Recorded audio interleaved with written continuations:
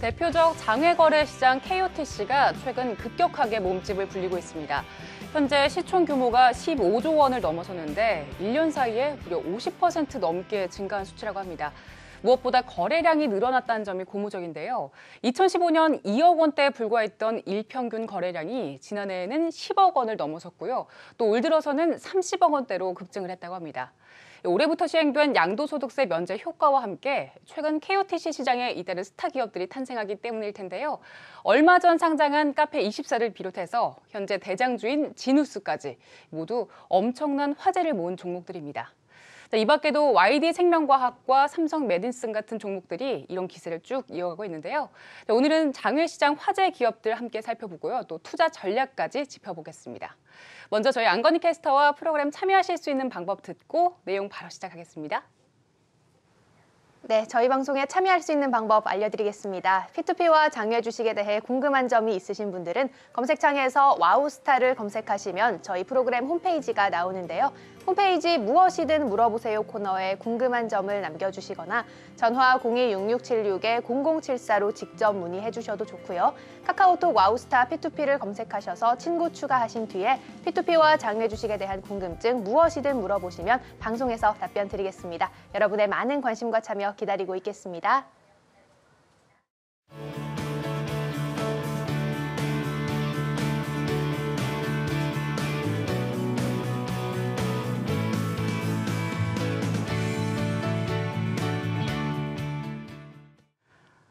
네, 장외 종목 투자 전문가시죠. 골든브리지 투자증권 박선인 과장과 함께하겠습니다. 과장님 어서 오세요. 네, 안녕하세요. 네, 자, 요즘 장외 시장이 KOTC 외에도 굉장히 핫한 종목들이 많다고 합니다. 자, 뭐 연말에는 굉장히 침체가 돼 있었는데 요즘에는 주목이 많이 받고 있어서 좀 연락도 많이 오고 바쁘실 것 같아요.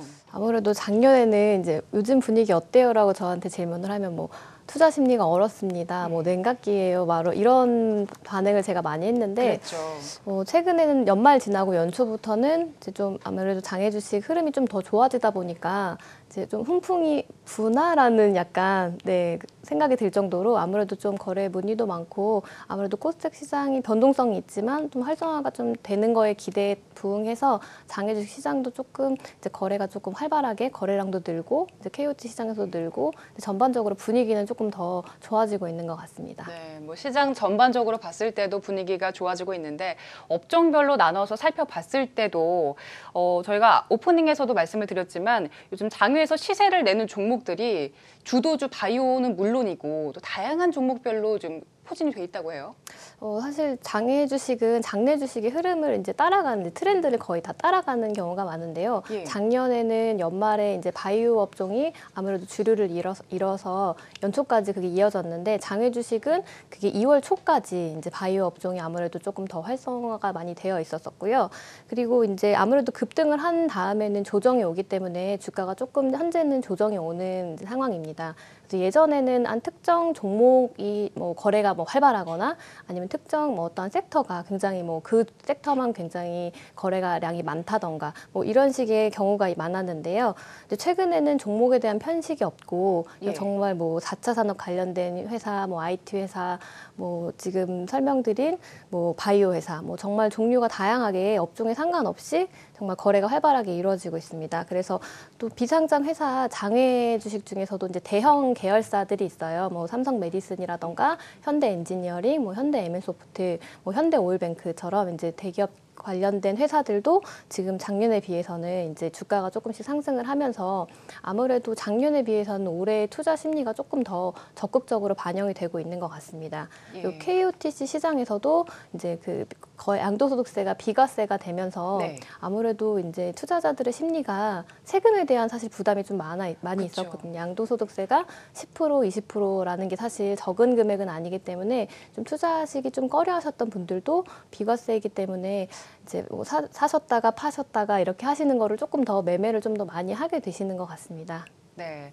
그리고 이달 초에 상장한 카페24, 뭐 과장님께서는 KOTC 있을 때부터 지켜보신 종목인데 상장을 한 뒤에도 계속해서 화제네요. 네, 아무래도 이제 KOTC에서 거래가 됐기 때문에 이제 가시적으로 눈으로 이제 주가의 변동이나 뭐 흐름 이런 것들을 다 확인할 수 있었기 때문에 사실 다 모든 투자자들이 더 관심을 많이 가졌고요. 또 테슬라 1호 상장이라는 기업의 그런 타이틀 때문에 또 관심을 더 많이 가졌습니다. 상장할 때 주가가 57,000원으로 한 5천억 원 수준이었는데요. 예. 이제 기관들이 수요 예측할 때 뭐 15일부터 1개월, 3개월, 6개월까지 거의 그 총 거래 중에 40% 이상을 의무 보유 확약할 정도로 굉장히 기관들의 투자도 이제 주목이 됐었고요. 개인들이 사실 공모주 청약 투자를 할 때 기관 수요 예측을 좀 참고하는 의미가 이제 그게 절대적인 건 아니지만 아무래도 이제 개인들이 투자를 할 때 기관들이 수요 예측을 들어가서 뭐 상장 이후에 바로 주식을 파는 게 아니고 어느 정도 3개월이든지 6개월이든지 갖고 있다가 나중에 이제 그 매도를 할 수 있게끔 의무보유에서 확약을 한다는 거는 예. 그만큼 기업을 긍정적으로 보고 있다는 이제 투자 지표로 보시면 될 것 같아요. 그래서 네. 개인 투자자분들도 이제 청약을 참여하셨던 분들은 이제 풋백 옵션이 있기 때문에 공모가보다 이제 주가가 하락했을 때 90%로 되사주는 이제 그런 제도도 있기 때문에 아무래도 뭐 700대 1에 넘는 경쟁률을 이제 많이 인기가 참 많았던 이제 기업입니다. 예. 이 테슬라 상장 1호였잖아요. 그래서 관심도 많았겠지만 이게 우리나라에서 처음으로 시행이 되는 기업이기 때문에 좀 물음표 괜찮을까라는 의문도 좀 있었을 것 같아요. 상장 흐름을 좀 짚어봐야 될 것 같은데 신규 상장주 같은 경우에는 이 상장 이후에 공모가를 웃돌다가 이렇게 떨어지는 경우도 많잖아요. 지금 주가 흐름은 어떤가요? 일단은 KOTC 시장에서의 상장 이후의 가격보다는 상장 이전에 최고가가 10만 원이었어요. 예. 10만 원에 한 8,800억 수준의 10만 원에 또 이제 거래가 됐는데 상장이 57,000원으로 결정이 되고 아직까지 최고가는 99,900원입니다. 99,900원이요? 네, 100원 이제 할인된 걸로 이제 10만 원 아직 최고가를 이제 장외 시장에서보다는 이제 갱신을 아직 못했는데요. 예. 이제 첫날 주가 흐름을 보면은 이제 84,500원을 시작으로 아직 이제 신규 상장주라 3주 정도밖에 안 됐는데 이제 코스닥 지수 변동성이 워낙 크기 때문에 이제 그런 부분을 사실 조금 불안하게 보긴 했는데 그거에 네. 비해서 현재는 주가는 9만 원으로 이제 잘 버티고 있는 것을 볼 수 있습니다. 그리고 최근 매매 동향을 보면은 상장 후에 이제 기관들의 연속 순매수랑 그다음에 외국인들의 매수세가 힘입어서 주가는 안정적인 흐름을 보이고 있는데요. 예. 수익 실현 물량이나 앞으로 보호해소 물량들의 수급 과정도 좀 잘 지켜봐야 될 것 같습니다. 오늘 그 코스닥 지수 변동성에 의해서 주가가 좀 만약에 변동을 한다면 네. 제 생각에는 뭐 7만 원대나 뭐 이렇게 가격이 많이 좀 뭐 8만 원대나 좀 떨어지게 되면은 시가총액 한 6천억 원이나 5천억 원 수준으로 빠지게 되면 네. 매수를 해봐도 되지 않을까라는 생각을 하고요. 또 오늘 코스닥 지수가 거의 한 17% 정도 빠졌는데 네. 이제 그거에 비해서는 이제 카페24는 전일보다는 700원 하락한 91,200원으로 장을 마감했기 때문에 그래도 잘 버텨주고 있는 것 같습니다. 그럼 뭐 계속해서 관심권에 둬도 괜찮겠다라는 말씀이신 것 같은데 그만큼 좋게 보신 거죠? 아무래도 저의 그냥 생각에는 예. 카페24는 이제 기업의 펀더멘탈이 좀 저는 굉장히 강하고 좋다라고 생각을 합니다. 어제 공시에도 연결재무제표 기준으로 이제 흑자 전환을 해서 영업이익이 74억 원이었고요. 매출액이 1,426억 원, 그리고 당기순이익이 48억 원으로 흑자 전환을 기록했습니다. 그러니까 재작년 이제 2016년에는 한 15억 원 수준의 매출이었는데요. 예. 지금 거의 한 40% 정도의 증가를 한 1,426억 원의 매출을 기록했고요. 카페24가 뭐 최근에 뭐 설립된 회사도 아니고 99년도에 설립된 굉장히 오래된 기업이기 때문에 예. 그 서브 호스팅으로 안정적인 매출을 일으키면서 기본적으로 쇼핑몰 토탈 솔루션이랑 광고, 뭐 마케팅 이런 것까지 지금 사업 영역을 안주하지 않고 하고 있고요. 그다음에 또 인터넷을 활용해서 할 수 있는 전방 산업이 워낙 지금 다 잘 되고 있기 때문에 카페24라는 플랫폼을 가지고 앞으로 확장할 수 있는 그런 사업이 굉장히 많다라고 보여집니다. 네. 그리고 추가적으로 지금 사실 기업이라고 말한 것처럼 이 적자 나는 부분이 어딘가를 보면 역직구 쪽에서 사실 그 비즈니스에 투자를 하다 보니까 아무래도 비용을 지출을 많이 하게 되는 경우가 있는데요. 예. 이제 그게 이제 흑자 전환으로 작년에 돌아섰고 역직구가요? 네, 역직구 쪽으로. 그리고 일본 이제 인보이 시장에 진출하는 걸 기점으로 이제 아무래도 아시아 전자 상거래 시장을 좀 선점하게 된다면은 이제 실적에 따라 장기적으로는 주가는 우상향할 수 있을 거라고 저는 생각을 합니다. 이제 아무래도 지금 비슷한 비즈니스 모델을 하고 있는 회사가 그 뉴욕 증시에 상장한 쇼피파이라는 회사인데요. 그 기업이 2015년도에 상장할 때에도 거의 적자 기업이었는데 주가가 뭐 1조 3천억 원 정도의 시가총액을 기록을 했는데요. 예.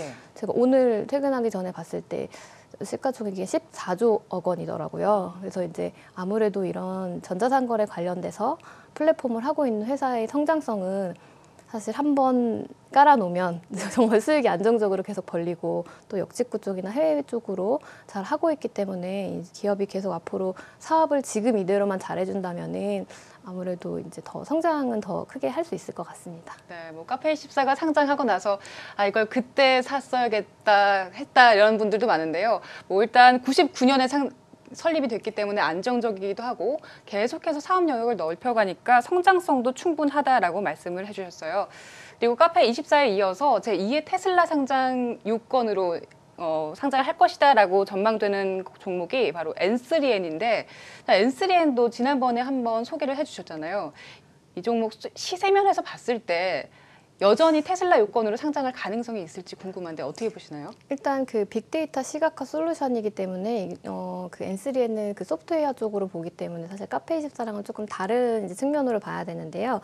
그 한국 기업 최초로 이제 소프트웨어를 해외에 판매를 했고 그 미국에 있는 시스코 그 소프트웨어 네트워크 장비를 만드는 회사 시스코에서 투자를 처음으로 받았고 그 시스코에서 처음에 그 N3N 소프트웨어를 사용을 했던 그 엔지니어 팀이 IT 팀이 전부 다 나와서 N3N의 그 미국 자회사에 합류를 할 정도로 이제 기술력을 워낙에 인정받았기 때문에 예. 기술력 부분에서는 사실 뭐 물음표를 가질 필요는 없을 것 같은데 지금 테슬라 요건으로 상장했을 때는 아무래도 이제 그런 실적 부분보다는 이제 뭐 PR을 높게 쳐준다던가 예. 기업의 가치를 높게 고평가해주는 경우가 해주는 경우가 있는데 이제 카페24에 비교했을 때 N3는 아직까지 매출 부분도 사실 100억 수준밖에 안 되고 예.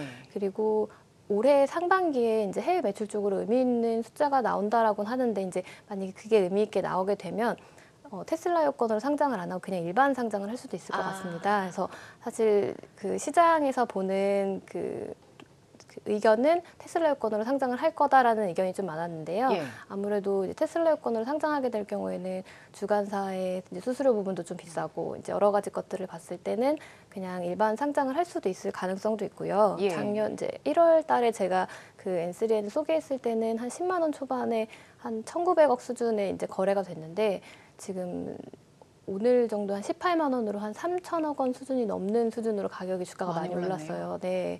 그래서 3월 2일 이번 주 금요일 날 기준으로 이제 액면가가 5,000원에서 500원으로 이제 바뀌게 됩니다. 그러면 아무래도 이제 거래량이 더 많아지기 때문에 주가는 조금 더 많이 변동할 수 있을 것 같은데요. 아무래도 이제 뭐 4차 산업 관련된 이제 이번 정권에서 이제 4차 산업 관련돼서 또 코스닥 활성화를 위해서 이제 드라이브를 좀 걸면서 이제 아무래도 뭐 상장이 조금 더 가시화되고 이제 유통 물량이 늘어나면은 아무래도 주가는 조금 더 변동성이 있고 또 상승할 가능성은 있다고 생각은 됩니다. 네. 카페24와 N3N 함께 살펴봤는데요. 또 이 밖에도 올해 상장을 준비하고 있는 기업 중에서 저희가 관심을 가져볼 기업 어떤 곳이 있을까요? 사실 이번 거래소가 어떠한 뭐 업종이나 기업 규모에 상관없이 상장 문턱을 낮추고 있는 상황이라서 뭐 기술성 평가라던가 성장성 이런 그 제도를 많이 이제 개편을 하면서 예. 상장 문턱을 낮춰주고 있거든요. 그렇기 때문에 어떠한 특정 종목인보다는 정말 다양한 기업들이 지금 상장 문을 두드리고 있고 이전에 한 2, 3년 전쯤 이제 장외에서 예. 상장을 하려고 했다가 안 했던 기업이라던가 한번 뭐 미승이 났다던 기업이던가 모든 기업들이 이제 다 이제 올해 상장을 좀 하자 막 이런 분위기 활성화하는 분위기고 그렇기 때문에 4차 산업 관련된 뭐 기술 기업들도 물론 관심을 받겠지만 바이오 기업이 아무래도 올해 최대 또 수혜주지 않을까. 그렇죠. 네. 아무래도 그 최대 승자가 될 수 있을 것 같습니다. 그래서 바이오 기업은 아무래도 고밸류 받으면은 뭐 가격 조정이나 뭐 시세 조정은 충분히 있을 것 같은데요. 그런 조정 이후에는 그 기업 가치를 이제 인정받으면 충분히 우상향할 수 있을 것 같고, 또 바이오 기업들 중에서 지금 올해 기술성 평가로 상장하는 기업이 거의 한 20개 정도가 된다고 해요. 일단 기술성 평가로만 하는 게 네. 20곳이 넘기 때문에 여태까지 2015년이 한 10몇 개였는데 이제 거의 올해 만약에 다 하게 된다면 정말 사상 최대의 그런 코스닥 시장이 될 것 같은데, 이제 그런 기업뿐만 아니고 이제 조 단위에 갈 수 있는 뭐 지카 바이러스 진단 기업인 뭐 젠바디나 뭐 예. 바디프렌드 아니면 현대 오일뱅크도 상장을 한다는 기사를 이제 제가 봤는데, 그런 기업들도 이제 조 단위 밸류의 기업들도 좀 이제 관심 있게 보면 좋을 것 같습니다. 네, 여러모로 상장하는 기업들이 굉장히 활기를 띠고 있는 것 같습니다. 자, 저희가 시장 상황 함께 살펴봤고요. 잠시 안건희 캐스터와 IPO 일정 정리하고 상장 앞둔 기업 분석해 보겠습니다.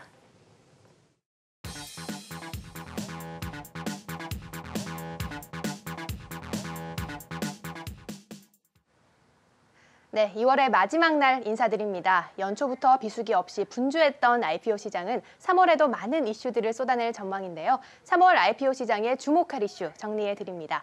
가장 먼저 올해 코스피 1호 상장사가 될 애경산업이 3월에 등판합니다. 애경산업의 기업 가치가 얼마에 매겨질지에 관심이 모아지고 있는데요. 다음 달 13일부터 14일까지 공모 청약을 받고요. 공모가는 29,100원에서 34,100원 사이에서 결정이 됩니다. 공모 규모가 최대 2,319억 원이 될 전망이고, 또 예상 시가총액이 8,900억 원에 육박하기 때문에 더욱 주목을 받고 있습니다. 다음으로 6년 만에 일본 기업이 국내에 상장한다는 이슈가 있습니다. 주인공은 일본 면세점 기업 JTC인데요. 일본 기업이 국내 증시에 상장하는 건 지난 2012년 SBI 핀테크 솔루션즈 이후 6년 만입니다. 지난해 중국 기업들의 상장 적격성 문제 등으로 국외 기업들의 국내 상장이 지지부진했던 만큼 시장에서는 JTC가 물꼬를 터줄 수 있을지 기대를 모으고 있습니다. 희망밴드는 6,200원에서 7,600원 사이고 3월 20일부터 21일 양일간 기관 대상 수요 예측을 진행해서 최종 공모가를 확정하고요. 26일부터 27일까지 청약 접수 후에 4월 중에 상장할 예정이네요. 또 IPO 시장의 최초로 온라인과 오프라인 결합, 일명 O2O 상장사가 나옵니다. 그 주인공은 병원 찾기 앱으로 잘 알려진 케어랩스인데요. 이 앱은 헬스케어 O2O 업계에서 독보적인 입지를 지닌 것으로 평가받고 있습니다. 케어랩스의 상장 결과는 IPO를 준비하고 있는 O2O 업체에 영향을 줄 것으로 보이기 때문에 이목이 쏠리고 있습니다. 수요 예측은 3월 12일과 13일 이틀간 진행되며 19일부터 20일까지 청약을 거쳐서 3월 내에 코스닥 상장을 마칠 예정이네요. 3월에도 IPO 일정들이 많은 만큼 IPO 관련 뉴스 제가 꼼꼼하게 전달해드리겠습니다. 이어서 박설림 과장과 함께 화제의 비상장 기업 분석 이어갑니다.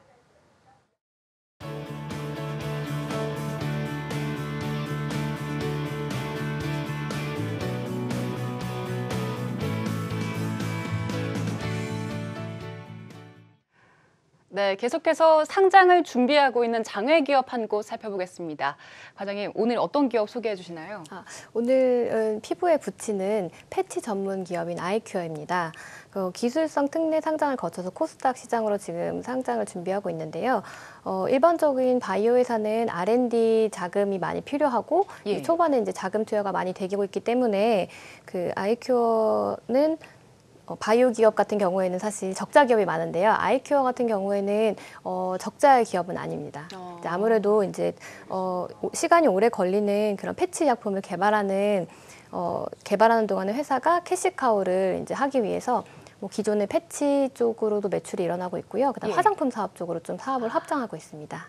그럼 지금 뭐 적자는 아니라고 했는데 실적이 어느 정도 나오고 있나요? 매출을 보면 연결재무제표 기준으로는 2015년에 지금 매출액이 189억 원이고요. 2016년에 274억 원, 그리고 올해 작년 2017년 3분기 누적으로 266억 원의 매출을 이제 기록을 했습니다. 당기 순이익은 아무래도 이제 매출은 있지만 적자인데요. 2015년에는 22억 원 정도, 그리고 2016년에 18억 원 정도 적자입니다. 그리고 2015년부터 이제 매출이 꾸준하게 증가를 하고 있는데 예. 그 매출의 대부분은 사실 그 화장품 쪽에서 나고 있고요. 이제 아무래도 이제 치매 패치 쪽이나 이런 쪽으로는 아직 매출이 나고 있지는 않습니다. 예. 아이큐어 지금 어떤 점을 유망하게 보고 계신가요? 일단은 이제 회사에서 사업하고 있는 쪽이 두 가지인데요. 한 예. 가지는 이제 그 경피 약물 전달 시스템이라고 하는 그 치매 패치 쪽의 이제 제약 사업 쪽이랑 한 번은 이제 화장품 두 가지 화장품 쪽으로 이제 사업을 두 가지로 하고 있는데요. 예. 예. 이제 첫 번째로는 그 TDDS라는 그 말씀드렸던 경피 약물 전달 시스템의 이제 핵심 기술이 얼마나 이제 패치를 붙였을 때 피부 자극은 덜하고 약물 투과 효과를 높이느냐, 이게 되게 굉장히 기술성이 높은데요. 예. 이제 그쪽으로 이제 피부 투과 증진 기술이랑 다양한 뭐 패치 구조 설계 기술, 그다음 약물 방출 조절 기술, 그다음 제조 공정 기술, 이런 것들을 다 이제 가지고 있습니다. 원천 기술을 확보하고 있기 때문에 네. 이제 기존에 우리가 파스 붙이듯이 관절염 그 패치뿐만 아니고 니코틴 패치나 천식 패치, 그다음 치매 패치, 뭐 파킨슨병, 이런 식으로 지금 제품을 조금 더 개발을 하고 있고요. 기존에 이제 보통 경구투약으로 먹었던 약들을 패치를 붙여서 이제 효과를 보는 그런 기업이라고 볼 수 있습니다. 네. 특징으로는 아무래도 치매 패치 쪽으로 더 특징이 되어 있는데요. 특화가 되어 있는데 예. 그 치매 증상, 그러니까 치매 치료가 아니고 치매 증상을 이제 완화시켜주는 약물인 이제 도네페질이라는 약물이 있는데요. 그 약물을 가지고 이제 세계 최초로 이제 그 패치 형태의 제품을 이제 개발하는 회사입니다. 예. 그래서 현재는 이제 다국적 제약사인 그 에자이에서 먹는 약으로만 거의 한 뭐 70% 이상의 매출을 이제 확보를 하고 있는데요. 예. 이제 아무래도 그 먹는 치료제인 경우에는 저희가 약을 먹었을 때도 30분 후에 감기약을 먹기로 해놓고 이제 까먹는 경우가 있는데, 그쵸. 사실 알츠하이머의 치매 환자들 같은 경우에는 인지장애가 조금 떨어지기 때문에 약을 이제 꾸준히 관리해서 복용하는 것도 사실 굉장히 관리하는 부분도 어려운 부분인데, 치매 패치를 붙이면 일주일에 한 2번 정도를 붙이게 됐을 예. 경우에는 뭐 먹지 않기 때문에 뭐 위장병이나 뭐 아니면은 뭐 목에 걸림 현상이라던가 뭔가 그런 부작용들을 좀 완화할 수 있고 약물을 제때 투여할 수 있기 때문에 그런 부분에서는 굉장히 긍정적으로 볼 수 있습니다. 네, 뭐 먹는 약은 먹었는데 또 먹을 수도 있고요. 네, 그죠? 그렇죠. 근데 이게 지금 치매 치료제는 개발이 안 된 상태로 알고 있는데, 그러면 치매 진행 속도를 늦추는 패치인 거죠? 네, 보통 치매라고 하는 알츠하이머병은 초기 진단이 굉장히 중요한데요.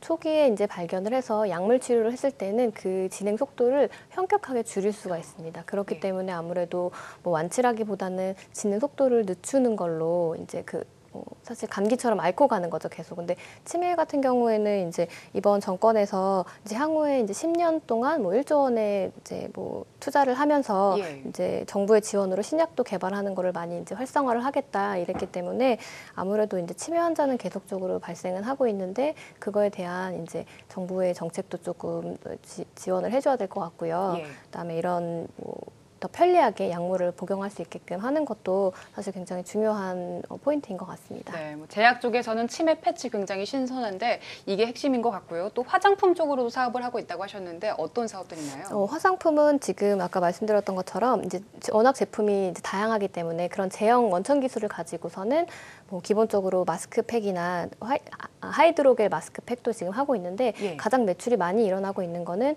그 자체 브랜드인 그 메디타임이라는 이제 자체 브랜드를 런칭했어요. 거기서 이제 보탈리움 앰플이라는 그 앰플 쪽에서 이제 홈쇼핑을 통한 매출이 굉장히 많이 일어나고 있습니다. 그래서 피부에 투과되는 게 많기 때문에 주름 개선이나 피부 노화 뭐 이런 쪽에 굉장히 효과가 있다고 해서 홈쇼핑으로도 많이 이제 매출이 일어나고 있는 걸로 알고 있습니다. 네. 네, 이 기업 뭐 리스크라고 한다면 사실 치매 패치가 지금 개발이 된 건 아니기 때문에 이게 뭐 개발이 되느냐 마느냐일 것 같은데 리스크 요인 좀 짚어주시죠.